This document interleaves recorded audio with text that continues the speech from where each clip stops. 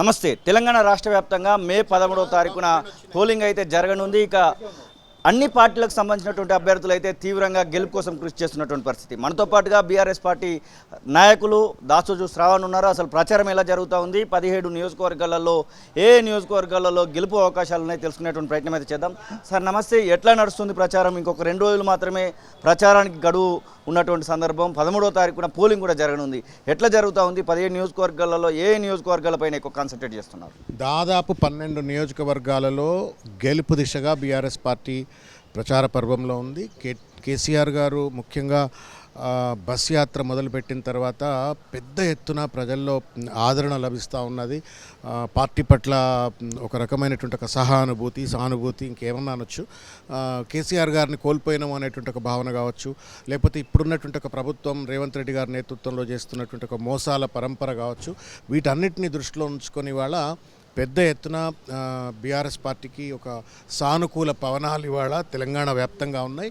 మా అంచనా ప్రకారంగా ఒక 11-12 సీట్లలో మేము బలంగా గెలుస్తాము అని చెప్పి నేను అనుకుంటా ఉన్నాను. ఇకపోతే సికింద్రాబాద్ పార్లమెంట్లో కూడా పెద్ద ఎత్తున ఈరోజు పోటీ జరుగుతూ ఉంది. పోటీ బీజేపీకి బీఆర్ఎస్కే జరుగుతూ ఉంది. కాంగ్రెస్ పార్టీ అభ్యర్థి 3వ స్థానానికి పడిపోయినాడు.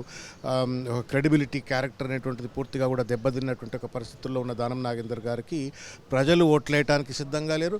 కాంగ్రెస్ పార్టీలో ఉన్నటువంటి ఒక కార్యకర్తలు కూడా పూర్తి స్థాయిలో పనిచేస్తున్నట్టుగా లేదు. కాబట్టి ఇవాళ సికింద్రాబాద్ నియోజకవర్గంలో కూడా పెద్ద ఎత్తున పద్మారావు గారు ఇవాళ ఇక్కడ గెలవడానికి ఒక సానుకూల వాతావరణం మేము చూస్తూ ఉన్నాం. అంటే ప్రచారం మధ్యలో 48 గంటల పాటు బ్రేక్ ఇచ్చినటువంటి పరిస్థితి. ఈసీ నుంచే తాకీదులు రావడము, కేసీఆర్ వెంటనే 48 గంటల పాటు తన యొక్క ప్రచారాన్ని ఆపివేయడము, ఇదేమైనా ఇంపాక్ట్ చూపిస్తుందా? ఏమైనా ప్రభావం పడతా ఉందా మీ యొక్క ఎన్నికలకు సంబంధించినటువంటి పోలింగ్ పైన? సరే, వాళ్లకు ఒక దుష్టబుద్ధి ఉంటుండొచ్చు. కేసీఆర్ గారు గొంతు నొక్కొచ్చు, తద్వారా లబ్ధి పొందొచ్చు అని చెప్పని అనుకోవచ్చు. కానీ ఇప్పుడు దానివల్ల వాస్తవంగా కేసీఆర్ గారు గొంతే నొక్కుతున్నారు కదా అనేటువంటి ఒక బలమైనటువంటి ఒక సందేశం ఆ ఈసీ చేసినటువంటి ఒక దుశ్చర్య వల్ల ప్రజలందరికీ పోయింది. కాబట్టి ఇవాళ ఉన్నటువంటి ఒక పరిస్థితుల్లో కేసీఆర్ గారు గొంతు నొక్కే ప్రయత్నం చేసినా, లేకపోతే కేసీఆర్ గారు గొంతెత్తిన ఈ రెండు కూడా బీఆర్ఎస్కే సానుకూలమైనటువంటి ఒక రిజల్ట్స్ వచ్చేటువంటి పరిస్థితి చూస్తూ ఉన్నాం. దుర్మార్గం ఏంటంటే ఎన్నికల కమిషన్ అటు కాంగ్రెస్ కానీ లేకపోతే ఇటు బీజేపీ కానీ చేస్తున్నటువంటి దుష్ప్రయత్నాలు కావచ్చు, చిల్లర ప్రయత్నాలు ఎన్నికల కమిషన్ పూర్తి స్థాయిలో అబ్జర్వ్ చేయట్లేదు. కానీ టీఆర్ఎస్ విషయానికి వచ్చినట్టయితే నోటీసుల మీద నోటీసులు ఇవ్వటి ఇవాళ నేను చూశాను. తమిళసాయి సౌందరరాజన్ గారు రాముల వారి బొమ్మలు పంచుతూ ఉంది.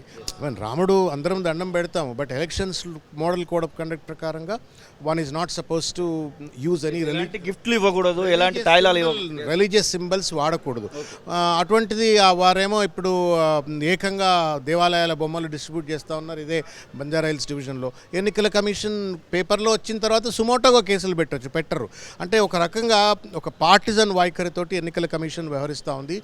ఎవరు ఎన్ని రకాల కుట్రలు, రేవంత్ రెడ్డి బీజేపీ కొల్యూడైనా లేకపోతే ఎన్నికల కమిషన్ దుష్ప్రయత్నాలు చేసినా ఎట్టి పరిస్థితుల్లో కేసీఆర్ గారు ఈజ్ బౌన్స్డ్ బ్యాక్. ఆయన మళ్ళా ఈజ్ బ్యాక్ ఇన్ యాక్షన్. ప్రజలు ఆయనకు బ్రహ్మరథం కడతా ఉన్నారు. తర్వాత పట్టం కడతారు తప్పనిసరిగా. మీరే చూస్తారు రిజల్ట్స్. ఎలక్షన్స్లో రైతు బంధును ఆపేసినటువంటి సందర్భం కనబడుతూ ఉంది. కానీ ఎంపీ ఎలక్షన్స్ ఇంకొక వారం రోజుల ముందే రైతు బంధు ఇప్పుడు రైతు భరోసా పేరు మీద రైతుల అకౌంట్లకు డబ్బులు కూడా వచ్చినటువంటి సందర్భం ఉంది. ఆల్మోస్ట్ అందరికి పడ్డ తర్వాత దానికి బ్రేక్ అనేటువంటి వార్త వస్తూ ఉంది. అసలు అప్పటికి ఇప్పటికి మార్పు ఏంటి? అప్పుడు వేయకుండడానికి కారణం ఏంటి, ఇప్పుడు వేయడానికి కారణం ఏంటి? అసలు ఇప్పుడు రేవంత్ రెడ్డి ఒక చిల్లర డ్రామా ఆడుతున్నాడండి. ఆగస్ట్ 15కి ఇస్తా అని చెప్పని ఆయనే చెప్పినాడు. 15కి ఇస్తా అని చెప్పని మధ్యలో మొదలుపెట్టింది ఆయనే.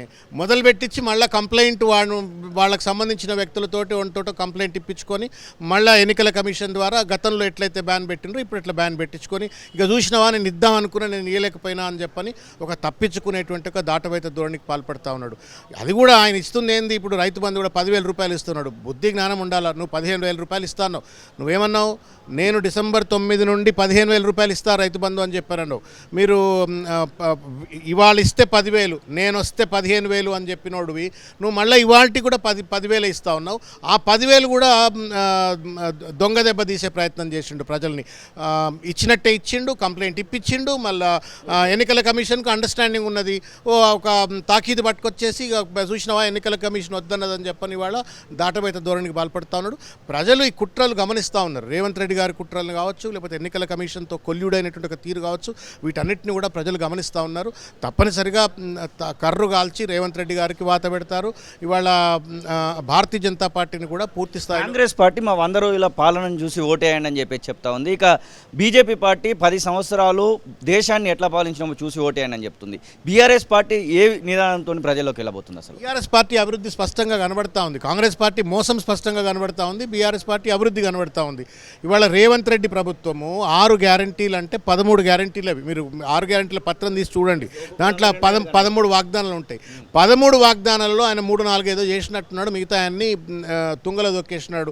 మహిళలకు 2,500 రూపాయలు రాలేదు, పెన్షన్ అమౌంట్ ఇంక్రీజ్ కాలేదు, యువ వికాసం అనేటువంటిది అమలు కాలేదు. అయిపోయింది అని చెప్పని రాహుల్ గాంధీ గారి నోటనే మళ్ళీ అబద్ధం చెప్పించే ప్రయత్నం ఇవాళ రేవంత్ రెడ్డి చేస్తూ ఉండంటే ఎంత మోసగాళ్ళు, ఏ రకంగా ప్రజలని వాళ్ళ నయవంచనకు గురి చేసే ప్రయత్నం చేస్తుండ్రు అనేటువంటిది ప్రజలకు అర్థమవుతూ ఉంది. సో ఇచ్చిన గ్యారంటీలనే అమలు చేయనటువంటి వాళ్ళు ఇక వాళ్ళ పరిపాలన 100 రోజుల పరిపాలన ఎట్లుందనేటువంటిది, ఆటో కార్మికుల చావులు, రైతుల చావులు, లేకపోతే కరెంటు కష్టాలు, తాగడానికి నీళ్లు లేకుండా ఉన్నటువంటి ఒక దుర్భరమైన పరిస్థితులు, ఈ కష్టాలు ప్రజలకు కనబడుతూనే ఉన్నాయి కదా. ఇంకా కొత్తగా సకదానం రేవంత్ రెడ్డి గారిది ఏం చూడాలా, ఆయన ప్రభుత్వం గొప్పతనం ఏం చూడాలనేది ఒక ప్రశ్న. రెండవది, భారతీయ జనతా పార్టీ అనేక వాగ్దానాలు చేసింది. 2 కోట్ల ఉద్యోగాలు చేసింది. తర్వాత నల్లధనాన్ని వెనక్కి తీసుకొస్తా అని చెప్పింది. రైతు ఆదాయాన్ని డబుల్ చేస్తా అని చెప్పింది. పెద్ద ఎత్తున ఒక పెనుమార్పులు తీసుకొచ్చేటువంటి ఒక నీతివంతమైన ప్రభుత్వం అంటే దేశ సంపద అంతా ఇవాళ అదానికి అంబానికి కట్టబెడుతున్నటువంటి ఒక నరేంద్ర మోడీ గారి ప్రభుత్వం.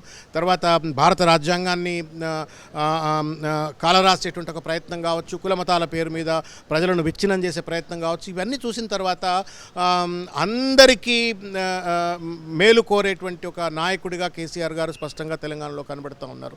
అన్ని మతాలకు, అన్ని వర్గాలకు, అన్ని కులాలకు కూడా న్యాయం చేసేటువంటి ఒక నాయకుడు. ఇవాళ ఆయన చేసిన development is symbolic, it's visible. KCR ఎముక దెబ్బతినడము, కాలుకు ఫ్రాక్చర్ అయిన వెంటనే ఆపరేషన్ చేసుకోవడము, ఇప్పుడు దాదాపు కంటిన్యూస్గా గత నెలకు సంబంధించినటువంటి 24-23 తారీఖు మొదలైనటువంటిది ఇంకా కంటిన్యూ అవుతూ ఉంది. 2 రోజుల మాత్రమే మధ్యలో గ్యాప్ వచ్చింది. ఆరోగ్య పరిస్థితి ఏంటి? అసలు బాగా మంచిగా యాక్టివ్గా పనిచేస్తున్నాడు అనుకోవచ్చా? ఇంకా ముందు ఇంకా పనిచేయడానికి అవకాశాలు ఉన్నాయి అనుకోవచ్చా? కేసీఆర్ గారు ఒక స్ట్రాంగ్ విల్ ఉన్నటువంటి ఒక వ్యక్తి, ఒక బలమైనటువంటి ఒక సంకల్ప సిద్ధి ఉన్నటువంటి ఒక నాయకుడు.